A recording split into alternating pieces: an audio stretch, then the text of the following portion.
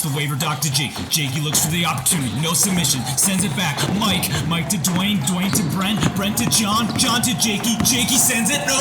Denied!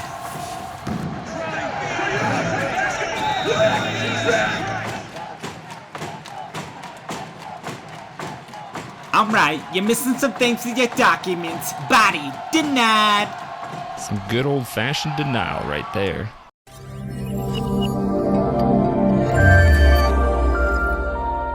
Welcome to Waiver Watch episode 16 on March 1st, 2020. We are 107 Waivers, and each week we bring to you some of the most interesting waivers that were approved by the FA in the weeks prior. So, we've got a couple good announcements to start off today. Jakey, why don't you reveal the drop that's happening with some new training? Oh, yeah. Yeah, so we have been offering an airspace authorization service for a little bit. We've got a pretty sweet process down that we're like 100% success rate, aren't we, Brent? We are 100% success rate, and the majority of our airspace requests come down to 0 boxes, very close to airports. Mm-hmm. Yeah. So, instead of doing these things kind of one at a time, we're going to put out some training for you guys to kind of learn our process and essentially do it yourselves, which is awesome. Right. So, any tidbits on that, Brent, that you want to mention? Yeah. So it's actually going to be a 0 box right next to an airport in Florida. One recommendation is please don't copy the text and submit for this airport in the exact location because we don't want to overwhelm the tower there. It's just an example, right? Just an example. It is a real example that was approved for exactly what was put in there. So just use this as a guide because it's really templated. It'll give you a really good idea on how to go and ask for airspace authorizations anywhere. Use the same process to get downtown St. Louis, some Boston, 0 grids. There's two 0 grids in Boston. It works. So we have extended that knowledge to you through our training. It's going to be free for a limited time. So we're not telling everyone, but people that are watching Waiver Watch, you're going to hear it first. Yeah. So make sure you keep watching. Yeah, absolutely. And also, just because we have the training out there doesn't mean that we won't entertain doing airspace authorizations with, our help exclusively. So again, we're going to charge for our time, but certainly we'll help you out with very specific cases if you're still kind of stuck after that training. But yeah, we're excited about that. Awesome. So another training course to advance the industry. That's right. So now let's get back into our regular scheduled programming, which is hit us with the weekly totals. Yeah, this is kind of probably going to be a shorter episode, kind of I don't want to say boring week, but because we do have one good waiver, but there was, we'll hit on a quick Matternet waiver. We're going to talk about getting denied, which sucks, but absolutely bodied by the FAA this week. But okay, so let's get into it. Waiver totals. We had 36 10729 daylight operations waivers this week. That is actually the same number as last week. So just like us, the FAA is getting repeatable. It's very awesome. Yes. But then there was one other waiver that went to Matternet for daylight operations and ops over human beings. And no, this is not a pair of 0 waivers. So we're going to talk about this in a little bit, but 37 total waivers. Pretty good week by the FAA. Yep. And they had an extra day in the month. So right. We'll catch that next week, right? Next week's ending waivers there. So jump into Matternet. So interesting enough too, this is actually, so look at this number real quick. It's 930 of 2020. So I don't know. Is approved fast. You start talking. I'm going to go and drone zone real quick and create a draft and see what number we're at right now to see how close that is. All right. Awesome. Well, it certainly got approved fast, but that's probably due in part to they're part of an IPP program in North Carolina. So those programs do get a little bit of priority and special attention from the FAA. So not a huge surprise that they would get this turned around really quick. They've probably been talking about this for months with the FAA, getting safety cases reviewed and so on. But let's start off first by just saying, like, Matternet has their product design down. Their drone looks so good. Their other product, they have like this docking system that's, I'm not sure maybe they've deployed yet, but the design just looks amazing. And if you look at it, we put a link, but it definitely looks Apple, like matte white, Super everything clean. is smooth and rounded Yeah. and everything like that. It just looks good. So did a quick like Google search. I'm like, maybe there's like an ex-Apple engineer working here or something like that, and come up Sure with, enough. the founder way back in 2014, he already was saying like Matternet is going to be the Apple of drones. Like, I mean, right from the get-go, this guy is, very conscious about design, and he kind of wants to bring this excellence of design, ease of use, technology all together. So, All right, how you doing, Brent? You almost there? Yeah. What do we I have? am there. So get this. No, this is actually kind of crazy, right? So it's 1031 is the current draft number Yeah. live. Another 100 So or so. yeah, but that's wild. Like, because this is what the IPP does, right? Mhm. Like, they have all their conversations up front, right? Like, this is exactly what we're submitting. They go through all their revisions and their iterations before they even submit. Mhm. And then, Yep. their program manager that's helping them in their different groups to say, all right, go ahead and submit. We're ready. And then poof, right to the top of the queue it goes. Like, Yep. apparently very quickly, because Yeah. in between them submitting and getting approved, only 100 people in the entire U.S. created drafts in Drone Zone account. So I just was like, man, that number is actually really high. Because we're only 2 months in, and clearly over 1,000 draft waivers or submissions have been started. So that's interesting. Yeah, that's important to keep in mind. They're not necessarily submissions; they're just drafts or submissions. So we kind of covered that actually at the end in our 2019 waiver review. We talked about that a little bit. So by the end of this year, we'll have another kind of summary of the year, right? Ooh, this just came to me. Also, because draft numbers, we submitted the waiver 107W 2020-00001. We have that one. We just submitted it last week. Yep. So super excited to get that one. Hopefully it gets approved and we don't get bodied by the FAA on that one. Be so disappointed. Yeah. But we'll talk about getting denied in a second. We want to keep it lighthearted here. This is not right. Yeah, for sure. Yeah. So okay, let's hit a couple of these. Yeah, let's hit a couple of these provisions real quick, and then we can jump to that last section for today. So so Matternet has this M2 drone. That's the sleek white looking thing. Couple, fairly, I'd say like maybe standard provisions from IPP. It is like a pretty long waiver. There's like 38 provisions, but some of the interesting ones, we kind of pulled out some of the parachute stuff since that's a pretty popular waiver these days. It's really seen some attention. So the Matternet drone probably just has its own kind of proprietary parachute built in. It's possible that they went through ASTM testing. We don't know that for sure, but you can imagine that that's kind of the standard. So maybe they did that testing to get this waiver. And provisions 35 and 36 kind of describe the operating envelope for that parachute. So they have to stay 100 feet above people. They can't sustain operations over people. So they just kind of overflight, and then they can't fly over open air assemblies. So kind of reminiscent of category 3 from the NPRM, right, Brent? Yeah. Yeah. So category 2 is what Pair Zero parachutes fall under. So it's 11 foot-pounds of force, kinetic energy, that you have to be under in the kinetic energy transfer when that drone hits something.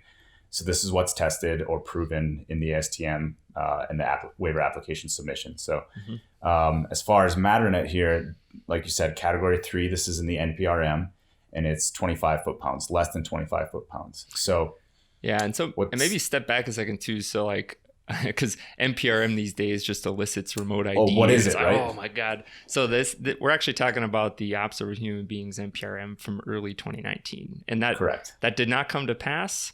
Lots of comments and feedback, and I believe the FAA is kind of working through that, and maybe we'll see another one of those in the future, but we're just kind of looking back at that a little bit here.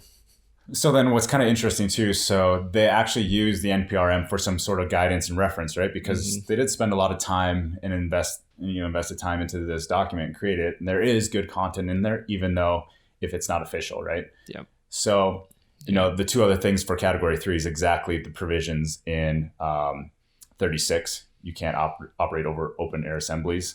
35 is kind of like probably risk mitigation is not exactly aligned with anything in NPRM. Yeah, that's just based on parachute specs. They need at least 100 feet for it to deploy and kind of fully slow the drone down to the acceptable kinetic energy levels. So, yeah. And then provision 37, they also have a pretty low wind restriction. So they can't fly over 11 miles per hour. So it's not even in knots. It's 11 miles per hour, which is pretty low. Relatively, low. Like it's very safe to fly in 11 mile an hour winds for sure with almost, the majority of the aircraft out there, especially like DJI aircraft can handle 11 miles per hour, no problem. But again, this is part of the risk mitigation, right? Maybe that's to help with the drift so that if a parachute does deploy, it's only going to drift X number of feet instead of if you had a 20 knot gust, it's going to go a lot farther. Also conserving kinetic energy because, having the velocity increase because the wind speed, all that good stuff. But so actually hitting on that quick. So the Matternet and UPS partnered to do medical delivery in North Carolina, that is WakeMed. So that's a pretty like urban operation, but they're just doing like inter-campus delivery is how we understand it right now. So like you said, the wind containing the parachute, the drifting, it probably indicates, I was just thinking, so earlier this year, they had a news article that they expanded to University of California, San Diego. So maybe this waiver is supporting those operations, kind of another inter-campus type delivery. So they have like a very defined route that they fly between, 2 clinics or 2 labs or whatever. Right. And like you said, they have to make sure that drone stays within that very narrow corridor. So that's probably why this is a provision. Yeah. And I've been to WakeMed and I've seen the operating area, and it's, a hospital with some parking lots and a couple roads. But there are like trees surrounding and everything. It's not, centered straight downtown. So I don't know how San Diego is, if it's close to buildings or whatnot. But very good point there that this definitely could have something to do with that. So yeah. All right. So let's go to now onto the lightheartedness, right? So you'll have to go to. By the way, you'll have to go to our website and check out our picture. We got like a Nacho Libre guy, doing a just a backbreaker. Yeah. So the people losing this match is definitely 107 waivers. We're on the backbreaker, and the FAA is the one that is hanging us up there. But to be lighthearted and it sucks when you get denied, but we like to take a different approach and just think like, okay, it's not the FAA's fault that they denied us, it's our fault. So what did we not do, right? So Jakey, why don't you just bring it into the experience, okay? So tell us how many days we were sitting waiting, and then when you got that letter, what happened and what was contained in it. Just fill us in for that, and then kind of keep going. Right. So we're always kind of asking for waivers, maybe unique things that are not fully repeatable yet. So so this particular waiver that we submitted, we went under review. It's not under review for about 22 days or so, and that we've reported on that for the last 2 weeks, how we're patiently waiting. And so 22 days is a long time. Yeah, right. Right. So we finally get an email. So that's kind of how this happens. You get an email from the FAA that says your waiver status has been updated, and that's it. It's actually a very short email. So then you have to log into Drone Zone, and so you don't even know yet if you're approved, denied, RFI. So you have to log in. It's like getting accepted to college, right? It's waiting for those admission letters. What is it going to say? Right. So you log in, then you have to find it and denied or approved, whatever it is. But so we got denied.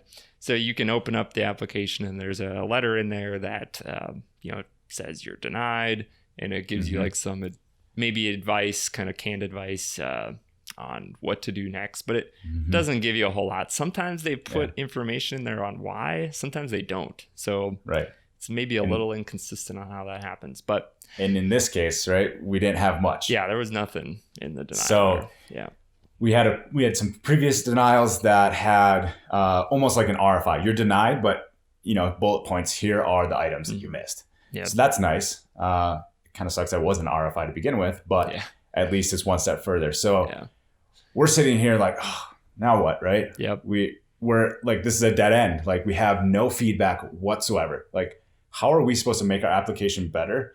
And, frankly, I have a lot of confidence in the documents that we're submitting that they're actually very, very good.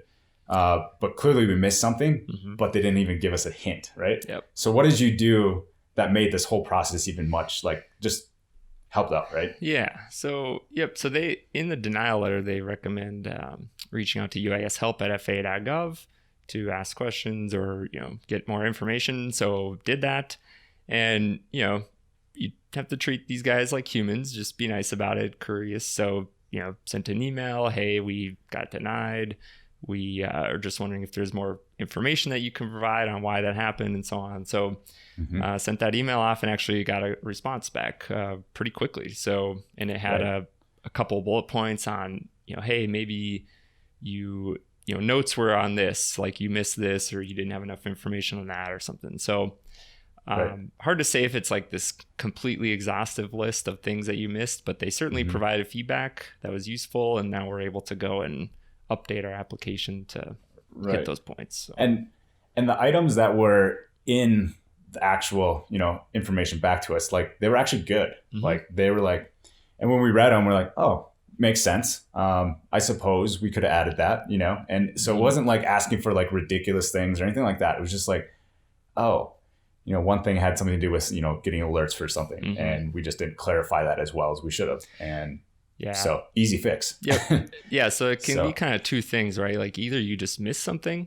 Okay. So add more information in the doc, or maybe you just didn't describe it like concisely or well enough, like you said, Brent. Yep. So it maybe isn't that you even missed it. It's just, the FAA has to be able to read these and understand them. And if you don't make it kind of simple and straightforward, they might miss it. And that's human. The college writing class is finally paying off, right? Yeah. How do you convey what you're trying to say to a person, right? Because, you ever have that where you send an email and then the person, or a text, right? The person doesn't get what you're saying. You just pick up the phone, call, and you say, hey, this is actually what I mean. They're like, oh, okay, well, why didn't you say that? And you're like, right. Except we don't get to call the FAA here. No, this is the one chance you have. So you have to be elegant in how you're talking about what you're trying to do. Don't blabber on about random stuff like I tend to do all the time in conversation. But, get to the point. You don't need fluff. You just need the points, right? The real main points that get you what you need. That's it. Yep. So, yeah. So once you, get some feedback, improve your application, then resubmit. Unfortunately, you have to start over, but that's the way it is. So, resubmit and try again, and hopefully you have a better application second time.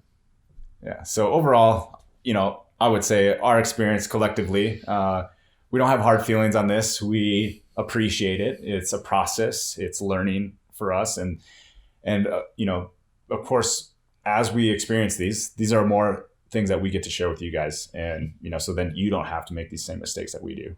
We're always pushing the limits to see what we can ask for. Let's try this. Let's try that. So super good. Super appreciative that they got back to us so quickly, right? They could just sat on that email for a week, but it was like same day, right? Next day. Oh yeah. Within like hours. Yeah. So amazing.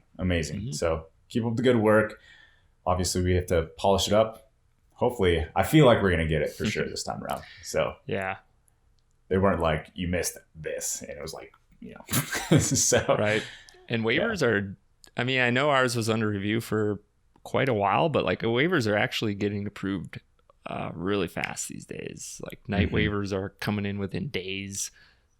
We've had some ops over human beings waivers coming in within like a week or two. So maybe it was just kind of a holiday, getting caught back up kind of thing, and now we're cooking in 2020. So so we'll have to see, right? Well, now we can compare how long does it take us to get under review, and hopefully approved this time around. I have a good feeling we'll get approved, so super excited about that. We'll spread the news there. So all right, I think that's a wrap. I think that does wrap it up for today. So take care, guys. Fly safe, and we'll see you next week.